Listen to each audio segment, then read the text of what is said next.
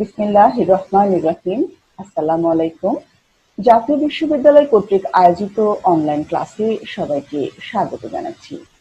বর্তমানে যে সংকটময় সময় আমরা পার করছি, এই সংকটময় সময়ে জাতীয় বিশ্ববিদ্যালয় যে অনলাইন ক্লাসের উদ্যোগ গ্রহণ করেছে সেটা নিঃসন্দেহে প্রশংসনীয় এবং এই অনলাইন ক্লাস কার্যক্রমের সাথে আমাকে যুক্ত করার জন্য আমি জাতীয় বিশ্ববিদ্যালয়কে আন্তরিকভাবে ধন্যবাদ জানাচ্ছি।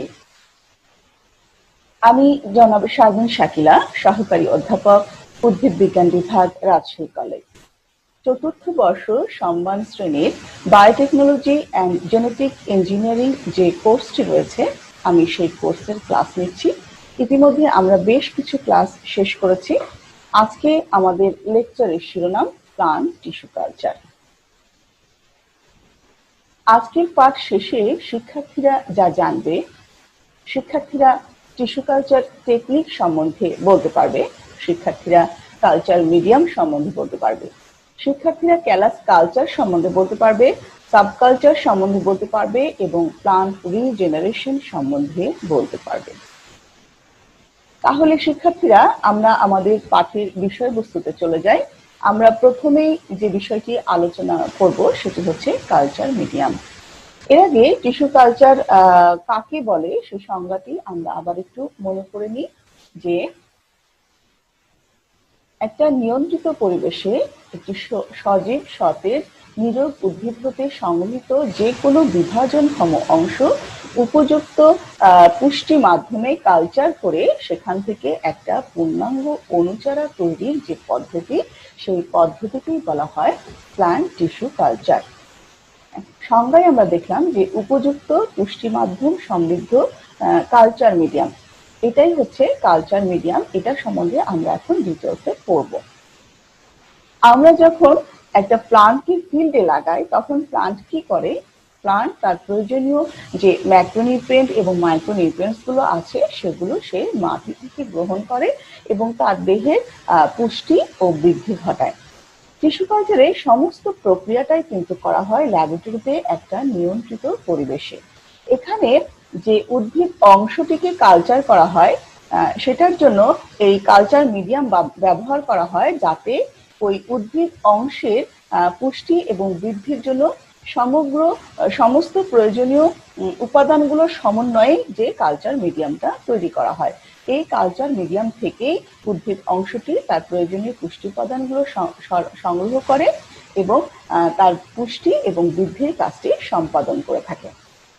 তাহলে কৃত্রিমভাবে যে নিউট্রিয়েন্ট মিডিয়ামে উদ্ভিদের সজীব কোনো অংশকে উদ্ভিদ দেহের বাইরে জীবাণুমুক্ত ও নিয়ন্ত্রিত পরিবেশে কালচার করে তার বৃদ্ধি ঘটানো হয় তাকে কালচার মিডিয়াম বলে। আমি আবার একটু রিপিট করি যে কৃত্রিমভাবে যে নিউট্রিয়েন্ট মিডিয়ামে উদ্ভিদের সজীব কোনো অংশকে উদ্ভিদ দেহের বাইরে জীবাণুমুক্ত ও নিয়ন্ত্রিত পরিবেশে কালচার করে তার বৃদ্ধি ঘটানো হয় তাকে কালচার মিডিয়াম বলা হয়। এই কালচার মিডিয়াম কৃত্রিমভাবে বিভিন্ন ধরনের অজৈব লবণ, ভিটামিন, অ্যামাইনো অ্যাসিড, সুক্রোজ ও বৃদ্ধি উদ্দীপক বা বিভিন্ন উদ্ভিদ হরমোন গ্রোথ রেগুলেটরের সমন্বয়ে গঠিত হয়। তাহলে শিক্ষার্থীরা আমরা কালচার মিডিয়াম সম্বন্ধে একটু প্রাথমিক ধারণা লাভ করলাম। এবার টিস্যু কালচার পদ্ধতিতে ব্যবহৃত এই কালচার মিডিয়াম কিভাবে তৈরি করা হবে সেটা আমরা ডিটেলসে পড়ব। আচ্ছা, তার আগে পরবর্তী স্লাইডে যাই। এখানে কালচার মিডিয়ামের একটা চিত্র দেখানো হয়েছে। দেখো, এই যে স্বচ্ছ ট্রান্সপারেন্ট যে মিডিয়ামটার উপরে এই যে প্লান্টলেট বা অনুচারাটি বেড়ে উঠেছে, এই মাধ্যমটাকেই বলা হয় কালচার মিডিয়াম। এটা স্বচ্ছ হয় এবং এটা সেমি সলিড হয়ে থাকে, অর্থাৎ আমরা ব্রেডের সাথে যে জেলিটা খাই সেই জেলির স্ট্রাকচারটা যেরকম হয়ে থাকে এরকম থকথকে স্ট্রাকচারে কিন্তু হয়ে থাকে এই কালচার মিডিয়াম। চলে যাই আমরা আমাদের পরবর্তী স্লাইডে যে আমরা এই যে কালচার মিডিয়াম দেখলাম এটা কিভাবে তৈরি করা হয়, ল্যাবরেটরিতে কালচার মিডিয়ামটা কিভাবে তৈরি করা হয়, এখন আমরা এটা ডিটেলসে পড়ব। আমি আগেই বলেছি শিক্ষার্থীরা যে বিভিন্ন জৈব পুষ্টি উপাদান, অজৈব পুষ্টি উপাদান এগুলোর সমন্বয়ে কিন্তু এই কালচার মিডিয়ামটা তৈরি করা হয়। তাহলে প্রথমত আসি অজৈব পুষ্টি উপাদান। এগুলো কি? এর মধ্যে ম্যাক্রোনিউট্রিয়েন্ট হিসেবে থাকে nitrogen, phosphorus, potassium, calcium, magnesium, sulphur সমৃদ্ধ লবণ এক্ষেত্রে ব্যবহার করা হয়। আর মাইক্রোনিউট্রিয়েন্টের মধ্যে manganese, boron, copper, zinc, iron এগুলো উল্লেখযোগ্য। উপরোক্ত এই উপাদানগুলো ব্যবহার করে মিডিয়াম তৈরির পূর্বেই কিন্তু স্টক সলিউশন তৈরি করা হয় এবং এই স্টক সলিউশনগুলো রেফ্রিজারেটরে রেখে দিতে হয়। এখানে একটা বিষয় জানার দরকার, সেটা হচ্ছে যে প্রত্যেকটা টিস্যু কালচার ল্যাবরেটরিতে এই কালচার মিডিয়াম তৈরির একটা চার্ট থাকে, যে চার্টটাকে বলা হয় MS chart, MS medium chart. এটা কি, যে মুরাসাইজ এবং স্কুগ নামক দুইজন বিজ্ঞানী টিস্যু কালচার পদ্ধতিতে যে কালচার মিডিয়ামটা ব্যবহৃত হয় তার উপাদানগুলো কি হবে এটা তারা গবেষণা করে বের করেছেন এবং তাদের গবেষণার ফলে এই চার্টটি পাওয়া গেছে এবং এটা প্রত্যেকটা টিস্যু কালচার ল্যাবে কিন্তু এই চার্টটা থাকে। একজন গবেষক যখন টিস্যু কালচারের জন্য কালচার মিডিয়াম তৈরি করেন তখন তিনি এই এমএস চার্ট অনুযায়ী কিন্তু প্রয়োজনীয় পুষ্টি উপাদানগুলো নেন। তো এই জন্য এই যে মাইক্রোনিউট্রিয়েন্ট এবং ম্যাক্রোনিউট্রিয়েন্ট গুলো আছে এগুলোর প্রথমে স্টক সলিউশন তৈরি করে সেগুলো রেফ্রিজারেটরে তৈরি করে রেখে দেওয়া হয়। এরপরে একজন গবেষক যখন কালচার মিডিয়ামটা তৈরি করবেন তখন তিনি কি করবেন, একটা পরিষ্কার বড় বিকার নেবেন এবং এই বিকারে এই যে স্টক সলিউশন গুলো রেফ্রিজারেটরে বানিয়ে রাখা হয়েছে এই স্টক সলিউশন গুলো থেকে ওই এমএস চার্ট অনুযায়ী প্রত্যেকটা পরিমাণ মতো তিনি এই বিকারে অ্যাড করবেন। এরপরে স্টক সলিউশন গুলো যখন নেওয়া হয়ে গেল এরপরে কি, কার্বন উৎস। টিস্যু কালচারের জন্য কালচার মিডিয়ামে কার্বন উৎস হিসেবে সাধারণত সুক্রোজ ব্যবহার করা হয়।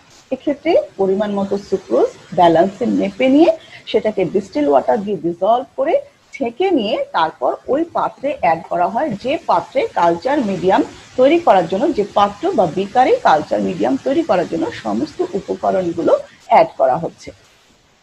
এর পরবর্তীতে যে উপাদানটা লাগে সেটা হচ্ছে জৈব পুষ্টি উপাদান। এর মধ্যে কি কি আসবে? এর মধ্যে প্রথমত আসে ভিটামিন। টিস্যু কালচারে সাধারণত thiamine, nicotinic acid, pyridoxine, calcium pantothenate, myoinositol, ascorbic acid, riboflavin, biotin ইত্যাদি ব্যবহৃত হয়ে থাকে। এছাড়াও ফলিক অ্যাসিড, ভিটামিন ই, প্যারা অ্যামাইনো বেঞ্জয়িক অ্যাসিডও কম বেশি ব্যবহৃত হয়। তাহলে ভিটামিনের মধ্যে কি থাকে? আমরা দেখলাম যে টিস্যু কালচার প্রক্রিয়ায় ভিটামিন হিসেবে যেগুলো ব্যবহৃত হয় সেগুলোর মধ্যে উল্লেখযোগ্য হচ্ছে thiamine, nicotinic acid, pyridoxine, calcium pantothenate, myoinositol, ascorbic acid, riboflavin, biotin ইত্যাদি। এছাড়াও ফলিক অ্যাসিড, ভিটামিন ই, প্যারা অ্যামাইনো বেঞ্জয়িক অ্যাসিডও কম বেশি ব্যবহৃত হয়ে থাকে। এরপরে আসি অ্যামাইনো অ্যাসিড। অ্যামাইনো অ্যাসিড যদি প্রয়োজন হয় তাহলে সেই অ্যামাইনো অ্যাসিডও ওই বিকারে অ্যাড করতে হয়। অন্যান্য জৈব উপাদান এর মধ্যে কি আসবে? এর মধ্যে আসবে নারকেল পানি, ইস্ট ও মল্টের নির্যাস, কলা, কমলা, টমেটোর রস ইত্যাদি উল্লেখযোগ্য। এরপরে আসি উদ্বৃত্ত কার্বন। অনেক সময় অ্যাক্টিভেটেড চারকোল কিন্তু ব্যবহার করা হয়। অ্যান্টিবায়োটিক, বিভিন্ন ধরনের অ্যান্টিবায়োটিক প্রয়োজন যদি হয় তাহলে সেই অ্যান্টিবায়োটিকও ওই বিকারে অ্যাড করতে হয়। উদ্ভিদ বৃদ্ধি নিয়ন্ত্রক বা হরমোন। টিস্যু কালচার প্রক্রিয়ায় বিভিন্ন ধরনের গ্রোথ রেগুলেটরস ব্যবহার করা হয়ে থাকে। এর মধ্যে অক্সিন, সাইটোকাইনিন, জিববেরেলিন, অ্যাবসিসিক অ্যাসিড এগুলো উল্লেখযোগ্য। এই ধরনের কোনো বৃদ্ধি নিয়ন্ত্রক বা গ্রোথ রেগুলেটর যদি ব্যবহার করা হয় তাহলে সেটাও এই পাত্রে অ্যাড করা হয়। তাহলে এই যে উপাদানগুলো আমি বললাম সেই উপাদানগুলো সবকিছু ওই বিকারের মধ্যে নেওয়া হয়।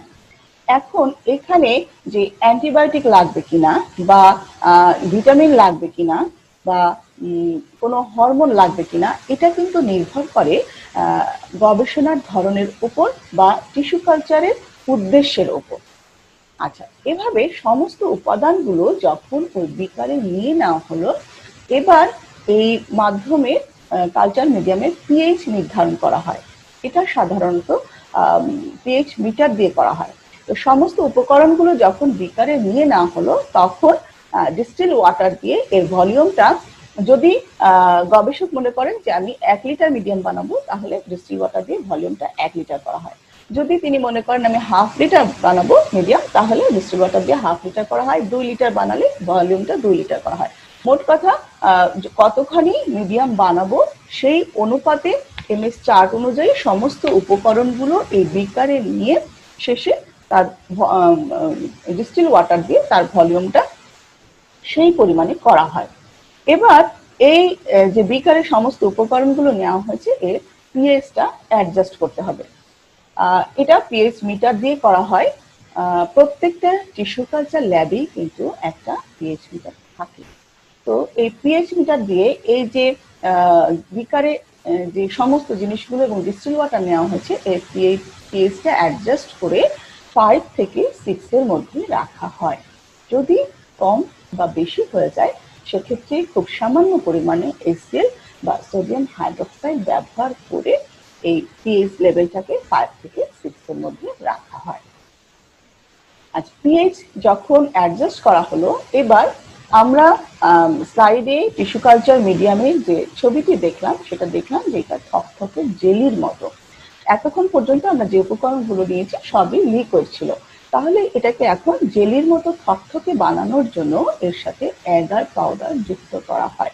যদি অ্যাগার পাউডারের গুণগত মান ভালো হয়, তাহলে 1 লিটার মিডিয়ামে সাধারণত 6 গ্রাম অ্যাগার লাগে, তবে এটা ভ্যারি করে, অ্যাগারের ধরনের উপর ভিত্তি করে পরিমাণটা ভ্যারি করে।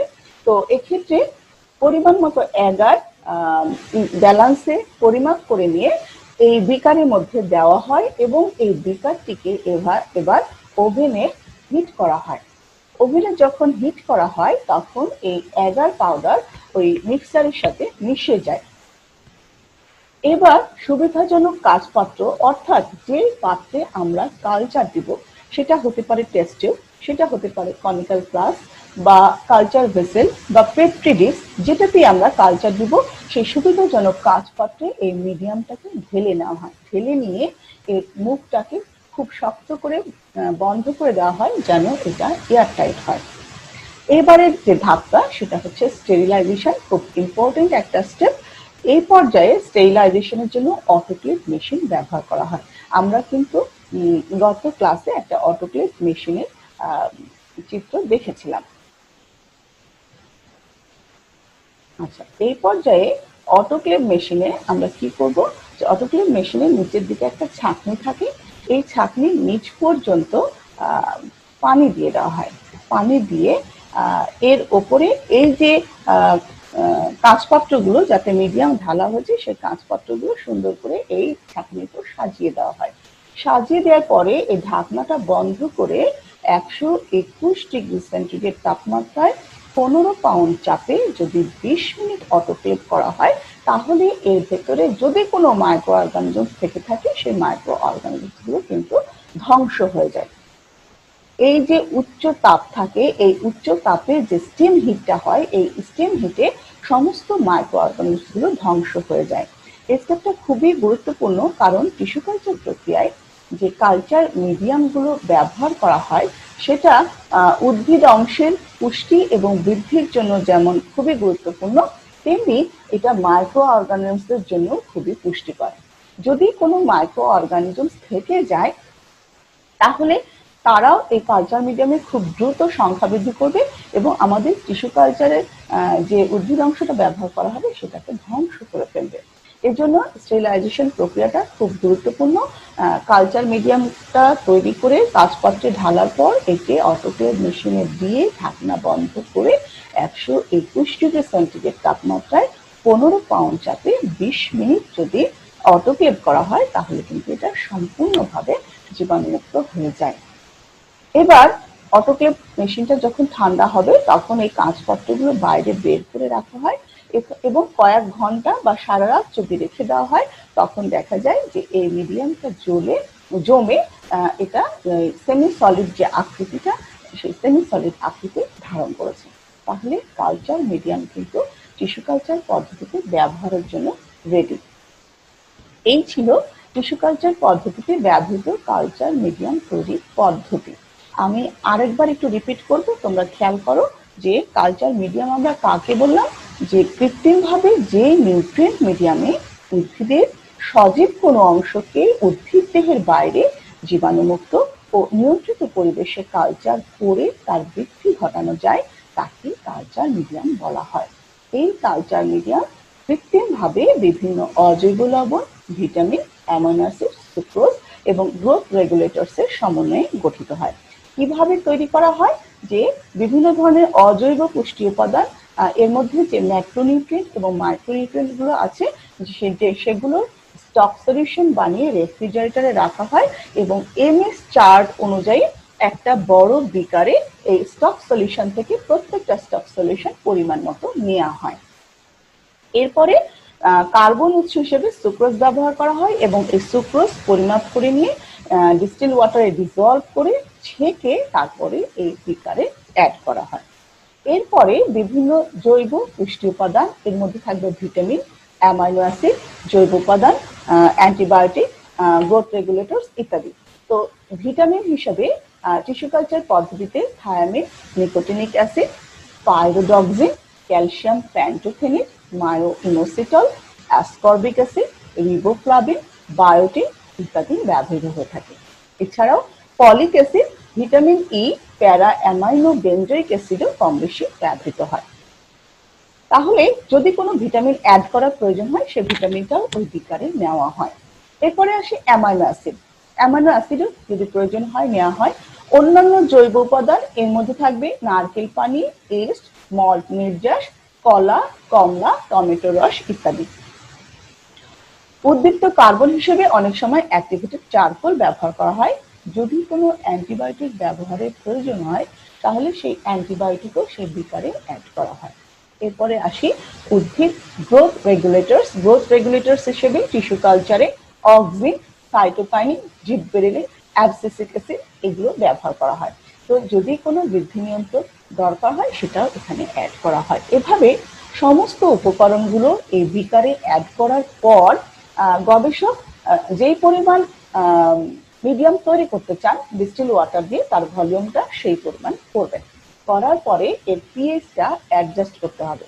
আচ্ছা, এই যে কালচার মিডিয়ামটা তৈরি করছি এখানে কোন ধরনের গ্রোথ রেগুলেটর ব্যবহার হবে বা কোন ধরনের অ্যান্টিবায়োটিক ব্যবহার হবে এটা কিন্তু নির্ভর করে গবেষণার ধরনের উপর এবং প্লান্ট টিস্যু কালচারের উদ্দেশ্যের উপর। তাহলে ভলিউম কাঙ্ক্ষিত পরিমাণ করার পর এর পিএইচটা অ্যাডজাস্ট করা হয় পিএইচ মিটারের সাহায্যে।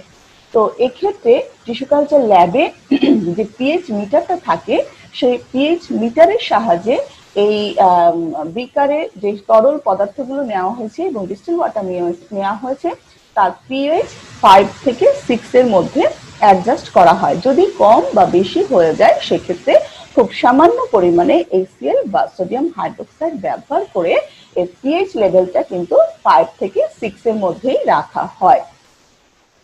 পিএইচ যখন অ্যাডজাস্ট করা হয়ে গেল আমরা দেখলাম যে টিস্যু কালচার পদ্ধতিতে ব্যবহৃত কালচার মিডিয়ামটা সেমি সলিড একটা মিডিয়াম।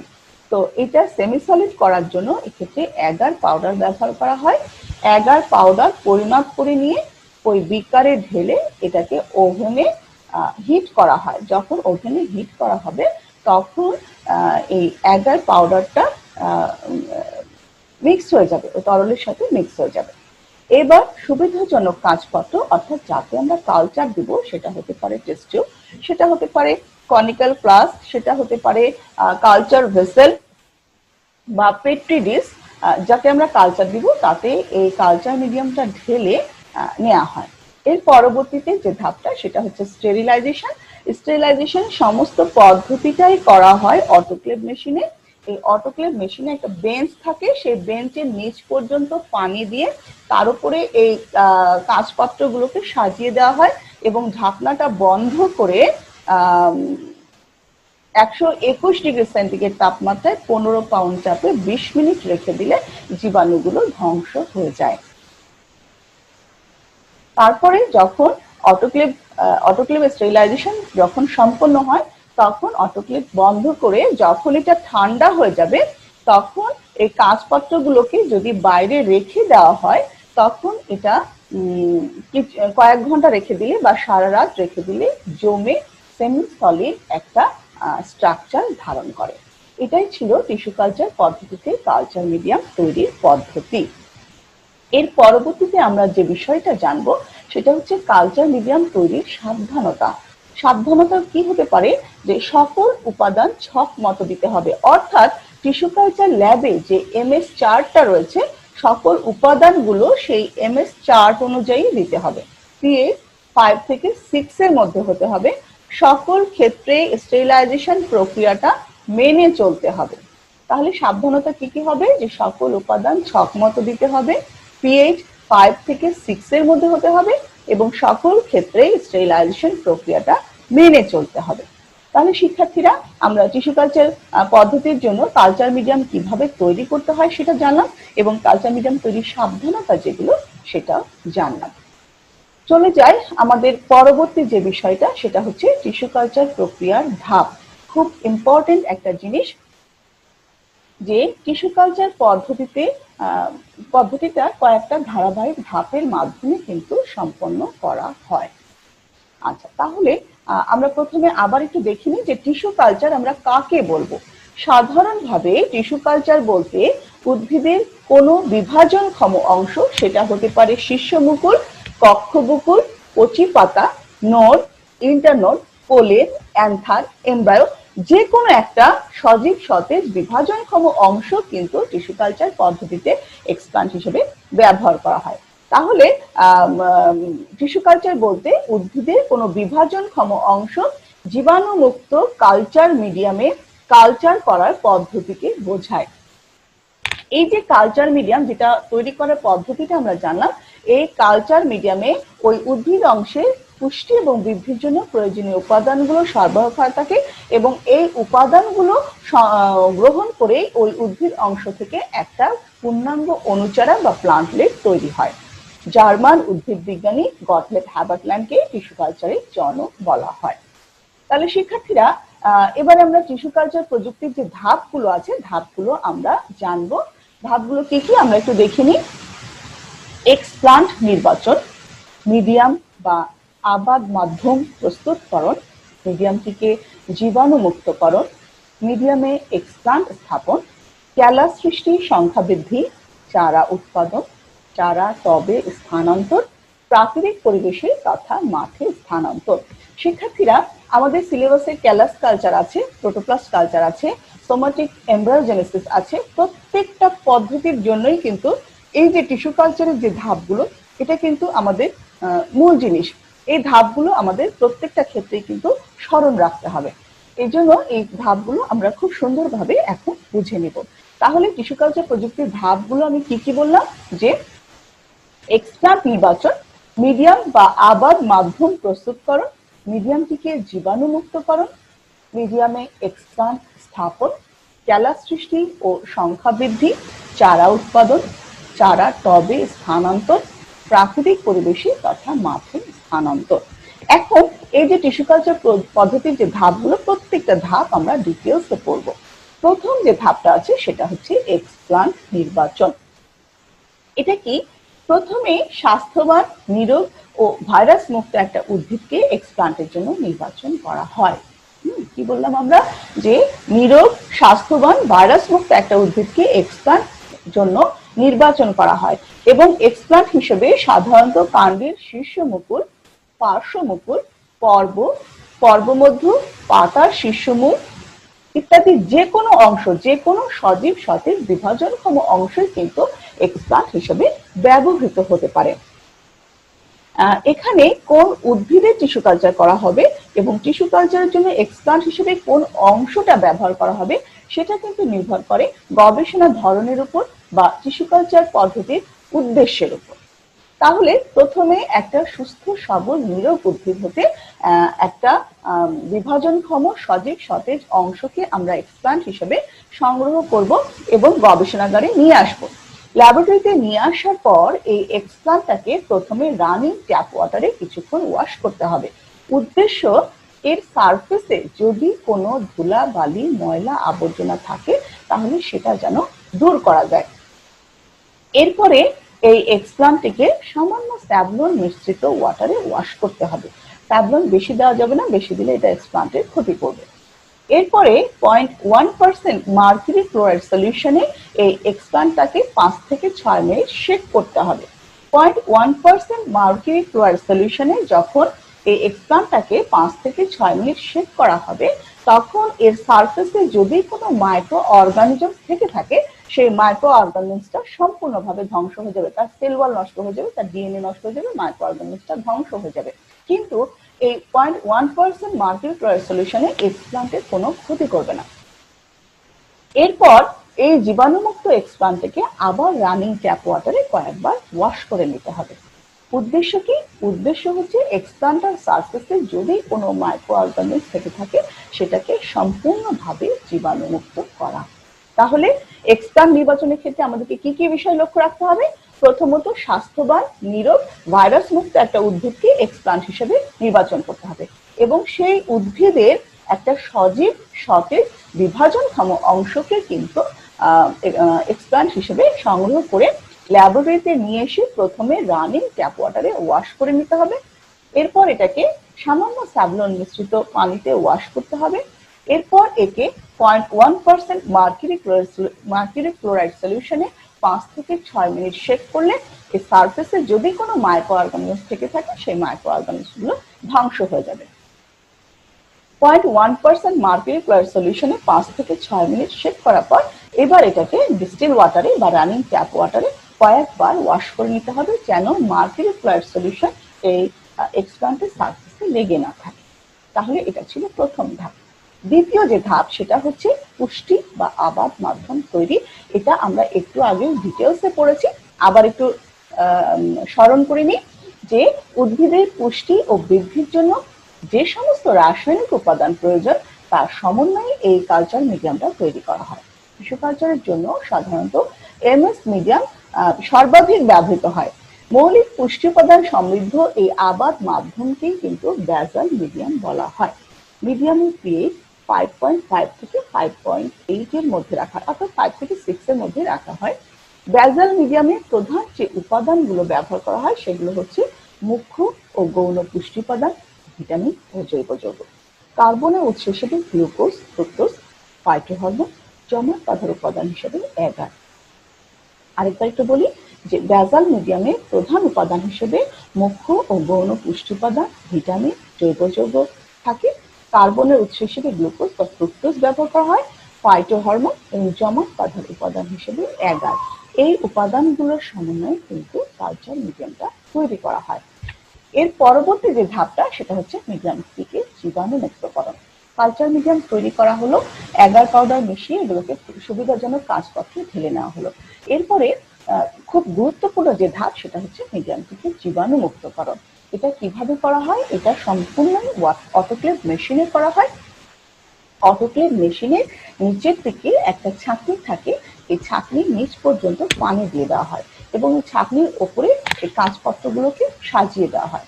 তারপর ঢাকনা বন্ধ করে পাত্রটিকে 121 ডিগ্রি সেন্টিগ্রেড তাপমাত্রায় 15 পাউন্ড চাপে 20 মিনিট রাখলে এই জীবাণুগুলো মারা যায়। 121 ডিগ্রি সেন্টিগ্রেড তাপমাত্রায় 15 পাউন্ড চাপে 20 মিনিট রাখলে জীবাণুগুলো মারা যায়। টিস্যু কালচার পদ্ধতির আসলে শুরু থেকে শেষ পর্যন্ত প্রত্যেকটা পর্যায়ে এই স্টেরিলাইজেশন প্রসেসটা খুব স্ট্রিক্টলি ফলো করতে হয়। কারণ একটাই, যে কালচার মিডিয়ামটা ব্যবহার করা হয় সেটা উদ্ভিদের জন্য যেমন পুষ্টিকর, তেমনি এটা মাইক্রো অর্গানিজমসের জন্যও কিন্তু পুষ্টিকর। যদি কোনো মাইক্রো অর্গানিজম থেকে যায়, তারা এই কালচার মিডিয়াম থেকে পুষ্টি গ্রহণ করবে এবং অনেক সংখ্যা বৃদ্ধি করবে এবং আমাদের টিস্যু কালচারের যে উদ্দেশ্য সেটা কিন্তু নষ্ট করে ফেলবে। চতুর্থ যে ধাপটা, সেটা হচ্ছে মিডিয়ামে এক্সপ্লান্ট স্থাপন। এটা কিভাবে করা হয়? যে কালচার মিডিয়াম তৈরি করা হয়েছে, সেটাকে স্টেরিলাইজেশন করা হয়ে গেছে, এক্সপ্লান্ট কালেকশন করে নিয়ে এসে সেটাকেও স্টেরিলাইজেশন করা হয়ে গেছে। এবার এটাকে, এই এক্সপ্লান্টগুলোকে মিডিয়ামে স্থাপন করতে হবে। এই কাজটা করা হয় লেমিনার এয়ারফ্লো মেশিনের সামনে। আমরা এর আগের ক্লাসে লেমিনার এয়ারফ্লো মেশিন দেখেছি। এটা একটা টেবিলের মতো মেশিন, যার একদিকে গবেষক বসে কাজ করেন এবং বাকি সব দিক কিন্তু ঘেরা থাকে। তো সাধারণত যেটা করা হয়, কালচার দেওয়ার 20 মিনিট আগে এই লেমিনার এয়ারফ্লো মেশিনটা অন করা হয়। এতে কি হয়, এতে বিপরীত দিক থেকে প্রচন্ড বেগে বাতাস আসে এবং এই লেমিনার এয়ারফ্লো ক্যাবিনেটের মধ্যে যদি কোনো মাইক্রো অর্গানিজমস থেকে থাকে সেটা দূর হয়। 20 মিনিট এভাবে চালানোর পর, কমপক্ষে 20 মিনিট এভাবে চালানোর পর অ্যালকোহলে কটন ভিজিয়ে এই ক্যাবিনেটের দুই পাশ এবং বেঞ্চটা মুছে নেওয়া হয়, নিজের হাতটা মুছে নেওয়া হয় অ্যালকোহল দিয়ে, এবং যে ইনস্ট্রুমেন্ট গুলো ব্যবহার করা হবে, স্কালপেল, ফরসেপ, সমস্ত কিছুই এই অ্যালকোহল কটনে ভিজিয়ে সেটা মুছে নেওয়া হয়। এবং আরো সাবধানতা হিসেবে লেমিনার এয়ারফ্লো মেশিনের ভেতরে একটা স্পিড ল্যাম্প থাকে। এই যে ইনস্ট্রুমেন্ট গুলো ব্যবহার করা হয়, যেমন স্কালপেল, ফরসেপ, এগুলো অ্যালকোহল দিয়ে মুছে নেওয়ার পরে কিছুটা এই স্পিড ল্যাম্পে হিট দিয়ে দিতে হয়। উদ্দেশ্য একটাই, যে এদের সারফেসে যদি কোনো মাইক্রো অর্গানিজম থেকে থাকে সেই মাইক্রো অর্গানিজমসটা ধ্বংস করা। এভাবে সবকিছু যখন জীবাণুমুক্তকরণ করা হয়ে যায়, তখন একজন গবেষক কি করেন, যে কালচার মিডিয়ামটা তৈরি করা হয়েছে সেটা এই লেমিনার এয়ারফ্লো ক্যাবিনেটে বসে তার মুখটা খুলে ফরসেপ দিয়ে আস্তে করে এক্সপ্লান্টটাকে এই কালচার মিডিয়ামে স্থাপন করবেন এবং এর মুখটাকে আবার বন্ধ করে ভালো করে এয়ারটাইট করে দেবেন। তাহলে এটা ছিল চতুর্থ ধাপ, মিডিয়ামে এক্সপ্লান্ট স্থাপন। সমস্ত এক্সপ্লান্ট গুলো যখন মিডিয়ামে স্থাপন করা হয়ে যাবে, তখন এই কাঁচপাত্রগুলোকে গ্রোথ চেম্বারে রেখে দেওয়া হয়। যে গ্রোথ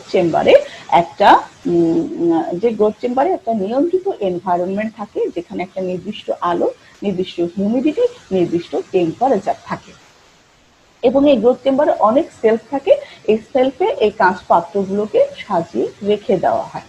কিছুদিন রেখে দিলে দেখা যায় যে এক্সপ্লান্টটাকে কালচার করা হয়েছিল সেটা থেকে দ্রুত সেল ডিভাইড করে অসংবদ্ধ একগুচ্ছ কোষের সৃষ্টি হয়েছে, যেটাকে বলা হয় ক্যালাস।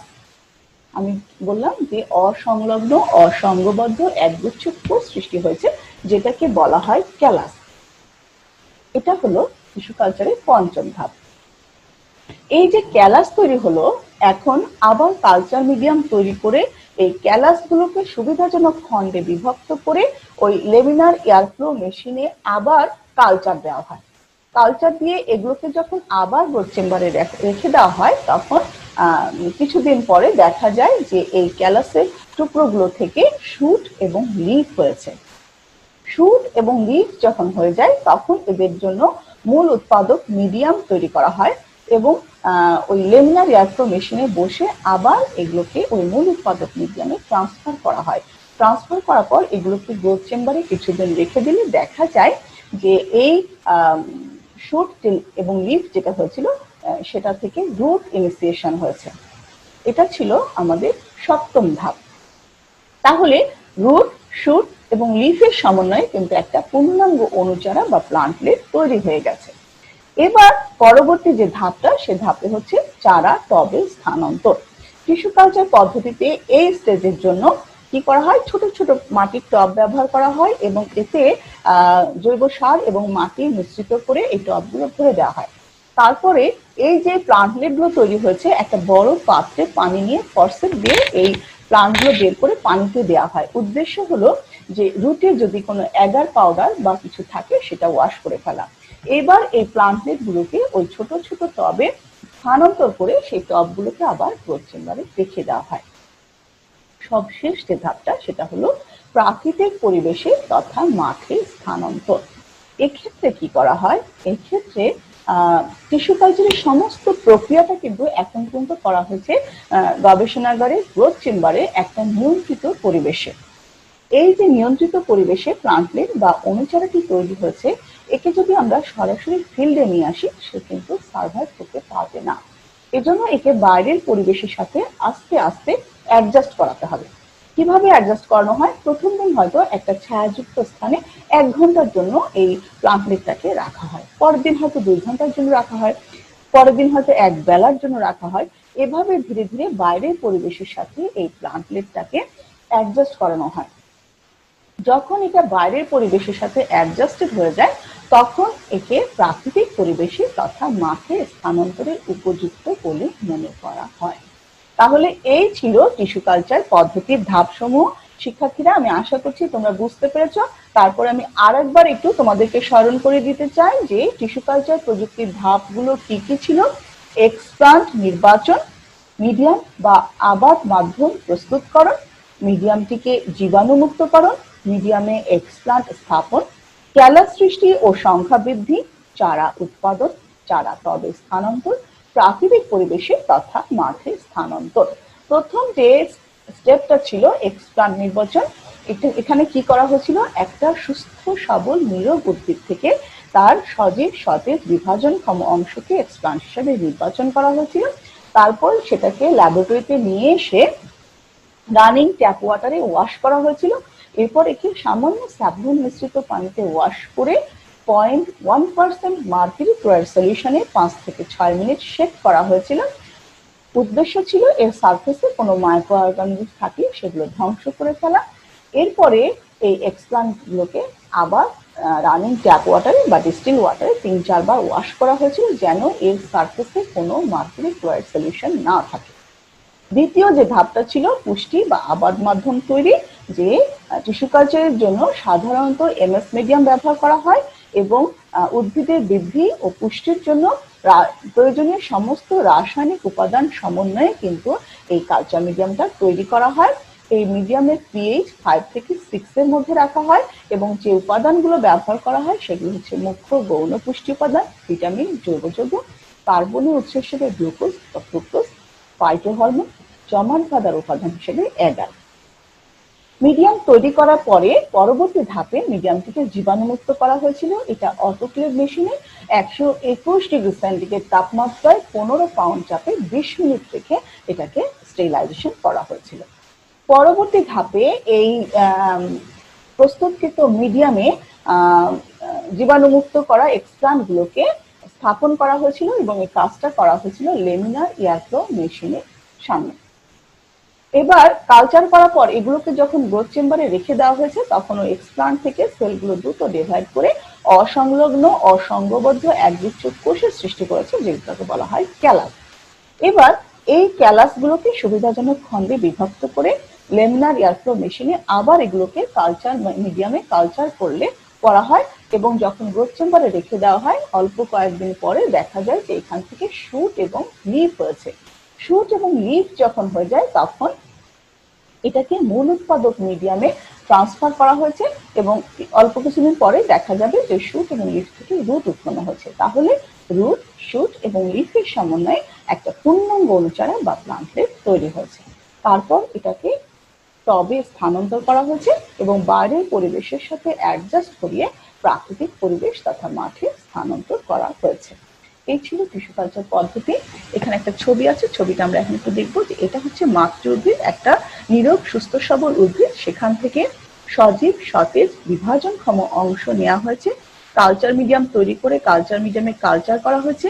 পরবর্তী ধাপে এখানে ক্যালাস তৈরি হয়েছে।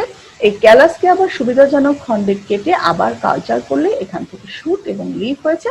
এটাকে যখন মূল উৎপাদক মিডিয়ামে ট্রান্সফার করা হয়েছে তখন এখান থেকে মূল উৎপন্ন হয়ে রুট, শুট এবং লিফের সমন্বয়ে প্লান্টলেট বা অনুচারা তৈরি হয়েছে, যেটাকে টবে স্থানান্তর করার পর বাইরের পরিবেশের সাথে ধীরে ধীরে অ্যাডজাস্ট করিয়ে তখন একদম শেষ পর্যায়ে প্রাকৃতিক পরিবেশে এটাকে স্থানান্তর করা হয়েছে। শিক্ষার্থীরা, আমরা চলে যাই পরবর্তী স্লাইডে। দেখো এখানে আমরা কিছু ছবি দেখব। এখানে কিন্তু এক্সপ্লান্ট হিসেবে বার্ড ব্যবহার করা হয়েছে, যেটা হচ্ছে কালচার মিডিয়াম। এই বার্ডগুলোকে কালচার মিডিয়ামে কালচার করা হয়েছে, কালচার করলে এখান থেকে শুট এবং লিফ হয়েছে। পরবর্তীতে যখন এটাকে মূল উৎপাদক মিডিয়ামে ট্রান্সফার করা হয়েছে তখন এখানে মূল উৎপন্ন হয়েছে, রুট, শুট এবং লিফের সমন্বয়ে প্লান্টলেট বা অনুচারা তৈরি হয়ে গেছে। এই অনুচারাটিকে ছোট টবে স্থানান্তর করে বাইরের পরিবেশের সাথে ধীরে ধীরে অ্যাডজাস্ট করিয়ে এটা প্রাকৃতিক পরিবেশে নেওয়া হয়। পরবর্তী স্লাইডে চলে যায়। শিক্ষার্থীরা খেয়াল করো, এখানে এক্সপ্লান্ট কালচার করার পর সেই এক্সপ্লান্টের সেলগুলো দ্রুত ডিভাইড করে অসংলগ্ন অসংঘবদ্ধ একগুচ্ছ কোষ সৃষ্টি করেছে, যেটাকে আমরা বলছি ক্যালাস। এই ক্যালাসকে আবার যখন কালচার করা হয়েছে সেখান থেকে শুট, লিফ এবং পরবর্তী ধাপে রুট তৈরি হয়ে একটা প্লান্টলেট বা অণুচারায় পরিণত হয়েছে, যেটাকে ছোট টবে স্থানান্তর করা হয়েছে এবং বাইরের পরিবেশের সাথে অ্যাডজাস্ট করিয়ে এটাকে প্রাকৃতিক পরিবেশে স্থানান্তর করা হয়েছে। পরবর্তী আরেকটা স্লাইড আমরা দেখব। এখানে একটু বিষয় লক্ষণীয় আছে, শিক্ষার্থীরা একটু খেয়াল করো যে কোনো একটা এক্সপ্লান্টকে কালচার মিডিয়ামে কালচার করানোর পর এখান থেকে শুট লিফ হলো, রুট হয়ে অণুচারা তৈরি হলো, এটাকে বলা হচ্ছে ডাইরেক্ট রিজেনারেশন। আর কোনো একটা এক্সপ্লান্ট কালচার করার পর সেটা থেকে কোষগুলো বিভাজিত হয়ে ক্যালাস তৈরি হলো, ক্যালাস থেকে শুট লিফ এবং রুটের মাধ্যমে প্লান্টলেট তৈরি হলো, এই ধাপটাকে বলা হচ্ছে ইনডাইরেক্ট রিজেনারেশন। অর্থাৎ মধ্যবর্তী স্টেজ হিসেবে যদি ক্যালাস তৈরি হয় সেটাকে বলা হচ্ছে ইনডাইরেক্ট রিজেনারেশন। আমি আশা করছি শিক্ষার্থীরা তোমরা বুঝতে পেরেছো। এবার আমরা আরেকটা যেটা জিনিস জানবো সেটা হচ্ছে সাবকালচার। আমরা জেনে গেছি এটা কি, তারপর একটু জেনে নিই যে সময়ের সাথে সাথে আবাদ মাধ্যমে যে পুষ্টি উপাদানগুলো থাকে সেই পুষ্টি উপাদানগুলো ক্রমাগত ওই উদ্ভিদ অংশটি ব্যবহার করার ফলে পুষ্টি উপাদানগুলো নিঃশেষিত হয়ে যায়। যার ফলে যদি একই কালচার পাত্রে টিস্যু কালচার অনির্দিষ্ট সময় ধরে রেখে দেওয়া যায় তাহলে এই কালচারকৃত টিস্যুগুলো শেষে মারা যাবে। এজন্য কি করা হয়, নির্দিষ্ট সময় অন্তর অন্তর এই টিস্যুগুলোকে ফ্রেশ নিউট্রিয়েন্ট মিডিয়াম সমৃদ্ধ আবার একটা কালচার মিডিয়ামে স্থানান্তর করে কালচার প্রক্রিয়াটাকে অব্যাহত রাখা হয়। এই পদ্ধতিকেই বলা হচ্ছে সাবকালচার। সাবকালচারের সময় একটা বিষয় লক্ষণীয় যে আগের পূর্বস্থিত আবাদ পাত্র থেকে আবাদকৃত টিস্যুর এক অংশকে কিন্তু নতুন আবাদ পাত্রে স্থানান্তরিত করা হয়। তাহলে এটা ছিল সাবকালচার। আরেকটা বিষয় যেটা আমরা জানবো সেটা হচ্ছে প্লান্ট রিজেনারেশন। এটা কি, যে প্লান্ট টিস্যু কালচারের প্রধান উদ্দেশ্যটাই কিন্তু হচ্ছে উদ্ভিদের পুনরুদ্ধারকরণ এবং জমিতে স্থানান্তর। কৃত্রিম অনুশীলনের মাধ্যমে পরীক্ষণীয় যে কোষ এবং কলা সেখান থেকে লিফ, রুট প্রভৃতি বিভিন্ন উদ্ভিদ অঙ্গের বিকাশ হওয়ার যে প্রক্রিয়া সেটাকে বলা হয় প্লান্ট রিজেনারেশন। কোনো কোনো ক্ষেত্রে এটা খুব সহজেই হয়, যেমন আলু, ভুট্টা, বার্লি, ওট, আখ, ধান, বাদাম। আবার অন্যদিকে কয়েকটা ডাল শস্যের ক্ষেত্রে এটা খুব সহজসাধ্য হয় না। তাহলে শিক্ষার্থীরা এই ছিল আমাদের আজকের ক্লাস। আমরা টিস্যু কালচার পদ্ধতির জন্য যে প্রয়োজনীয় কালচার মিডিয়াম সেটা কিভাবে তৈরি করা হয় ডিটেলসে পড়লাম, কালচার মিডিয়াম তৈরির সাবধানতাটা পড়লাম এবং টিস্যু কালচার প্রক্রিয়ার যে ধাপগুলো সেই ধাপগুলো ডিটেলসে পড়লাম। এই ধাপগুলো কিন্তু আমাদেরকে সবসময় স্মরণ রাখতে হবে। আমরা পরবর্তী ক্লাসে যখন সোমাটিক এমব্রিওজেনেসিস, প্রোটোপ্লাস্ট কালচার এগুলো পড়বো তখন এই ধাপগুলো কিন্তু আমাদের স্মরণ থাকতে হবে। শিক্ষার্থীরা আজকের এই ক্লাসের জন্য আমি যে বইগুলো রেফারেন্স হিসেবে ব্যবহার করেছি সেগুলো আমি একটু উল্লেখ করি। প্লান্ট বায়োটেকনোলজি, AKM রফিউল ইসলাম, মোহাম্মদ হাসানুর রহমান। উদ্ভিদ জৈব প্রযুক্তি ও জিন প্রকৌশল, জীবন কৃষ্ণ সাহা। উদ্ভিদ জৈব প্রযুক্তি ও জিন প্রকৌশল, মোহাম্মদ আজিজুল বারী। ABM ওয়াহিদুল ইসলাম, মোহাম্মদ আশরাফুল আলম, সুব্রত কুমার দাস। তাহলে এই ছিল আমাদের আজকের ক্লাস। আমি আশা করছি শিক্ষার্থীরা তোমরা আজকের ক্লাসে যে বিষয়গুলো ছিল সেগুলো ভালোভাবে বুঝতে পেরেছো এবং তোমরা এগুলো বাসায় আরেকটু দেখবে, তাহলে এগুলো তোমাদের কাছে একদম আজকে টপিকটা ক্লিয়ার হয়ে যাবে। খুব ইন্টারেস্টিং একটা টপিক কিন্তু আজকে ক্লাসে পড়ানো হলো। তো আজকের মতো তাহলে আমরা এখানেই শেষ করছি। আগামী ক্লাসে ইনশাল্লাহ তোমাদের সাথে আবার দেখা হবে। তোমরা ভালো থাকবে, সুস্থ থাকবে এবং অবশ্যই অবশ্যই স্বাস্থ্যবিধি মেনে চলবে। আল্লাহ হাফেজ।